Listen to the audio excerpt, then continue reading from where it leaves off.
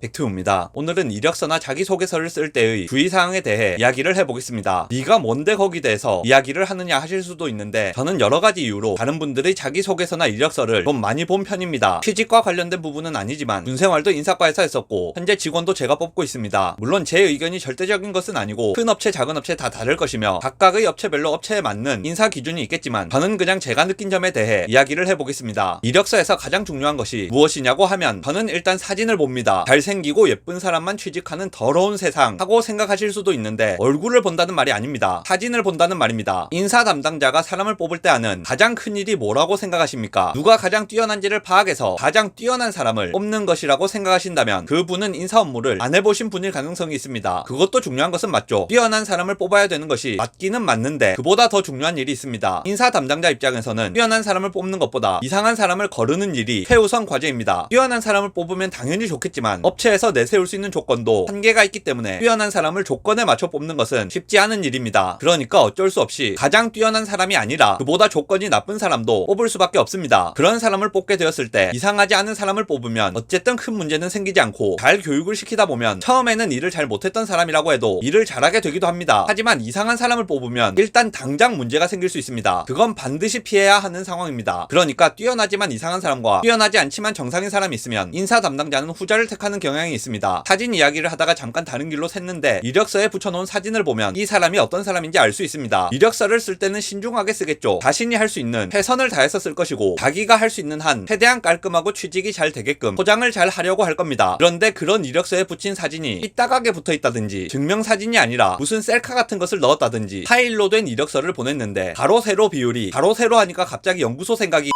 사진의 가로 세로 비율이 안 맞다든지 이런 사진을 첨부해서 보냈다면 그 사람은 인사 담당자가 봤을 때 이상한 사람에 속합니다. 최선을 다해 써야 할 이력서에 붙인 사진이 그런 상태라고 한다면 몇 가지 추측이 가능할 겁니다. 최선을 다한 게 그 모양인 사람일 수도 있죠. 아니면 이력서를 쓸 때 대충 썼을 수도 있을 겁니다. 그것도 아니면 그 사람이 보기에 그 상태가 괜찮다고 생각을 하는 특이한 관점을 가진 사람일 수도 있습니다. 어느 쪽이든지 인사 담당자 입장에서는 안 뽑고 싶은 사람입니다. 그러니까 일단 어디 서류를 내려면 사진을 찍을 때 머리 단정하게 하고 옷도 좀 정장 스타일을 깔끔한 옷으로 챙기고 사진관 가서 제대로 찍어내는 것이 무조건 좋습니다. 이 별것 아닌 것으로 감점을 피할 수 있는데 안 할 이유가 없죠. 이게 뭐 어디 자격증 따서 가산점 1점 더 받는 것보다 취업에 더 크리티컬하게 영향을 줄 수도 있습니다. 내용을 읽어보기 전에 폰트라든지 오타라든지 줄 간격이라든지 정렬이라든지 이런 부분도 같은 맥락에서 중요합니다. 글자 수 제한 있는데 막 억지로 더 집어넣으려고 하지 말고 줄바꿈이라든지 페이지 넘어가는 것도 보기 좋게 편집을 합니다. 폰트를 통일시키고 정렬도 보기 좀 좋게 하고 그래야 합니다. 요즘 어디에 취직을 하든지 간에 컴퓨터 안 쓰는 곳이 잘 없는데 그 중요한 이력서 편집을 엉망으로 한 사람에게 중요한 다른 업무를 어떻게 시키겠습니까? 그러니까 이력서 같은 것을 작성하고 나면 다른 사람들에게도 좀 보여주고 해서 오타나 편집 실수 같은 것을 다 잡아야 합니다. 물론 한글이면 한글, MS 워드면 MS 워드, 자체 프로그램이면 자체 프로그램 해서 회사에서 제시한 프로그램을 사용해 작성해야 합니다. 여기까지가 기본입니다. 여기까지가 기본이라는 말은 여기까지가 제대로 되어 있지 않았을 때 인사 담당자가 내용을 제대로 읽지 않거나 아니면 편견을 가지고 볼 가능성이 높다는 말입니다. 이제 내용에 대한 부분을 생각해보면 인사 담당자가 이력서의 내용 중 어떤 부분을 가장 중요하게 생각할지에 대해 고민해볼 필요가 있습니다. 일단 회사 입장에서는 자리에 맞는 사람이 필요하니까 채용을 하는 것입니다. 직원 숫자를 늘리기 위해 채용을 하는 것이 아니라 정확히 어떤 포지션에 필요한 사람이 있어서 그와 관련된 사람을 뽑는 겁니다. 그러니까 이력서를 쓸 때도 그런 부분을 반영해서 딱 필요한 내용 위주로 작성을 해야 합니다. 같은 회사에서 채용 공고가 나더라도 서버 관리하는 사람을 뽑을 때와 마케팅하는 사람을 뽑을 때의 이력서는 달라져야만 한다는 말입니다. 가끔 보면 이력서 양식을 하나 만들어 놓고 그걸 회사 이름만 바꿔서 여기저기 찔러보는 분들이 있는데 그렇게 하면 잘 안됩니다. 여러 곳에 이력서를 내고자 한다면 프로토타입의 이력서를 먼저 만들어 놓는 것이 좋습니다. 본인이 가진 모든 내용을 길게 쭉 써놓고 내용 자체의 분량을 정상적인 양식보다 오버해서 써놓습니다. 그런 다음 지원하려는 곳을 정해서 지원하려는 곳과 관계없는 내용을 다 빼고 관련된 내용만 남겨놓는 것이 쓸데없는 것을 다 쓰는 것보다 오히려 붙을 확률을 높이는 겁니다. 회사나 인사 담당자 입장에서는 오버 스펙이 부담되어서 안 뽑는 경우도 있기 때문에 괜히 일과 관련 없는 이상한 스펙 같은 것을 적어두면 그런 것을 안 쓴 경우보다 오히려 채용 가능성이 떨어지는 경우도 있습니다. 나의 장점에 대해 쓸 때에는 그걸 증명할 수 있는 객관적인 내용을 쓰는 것도 좋습니다. 저는 착하고 일도 잘하고 성실하고 완전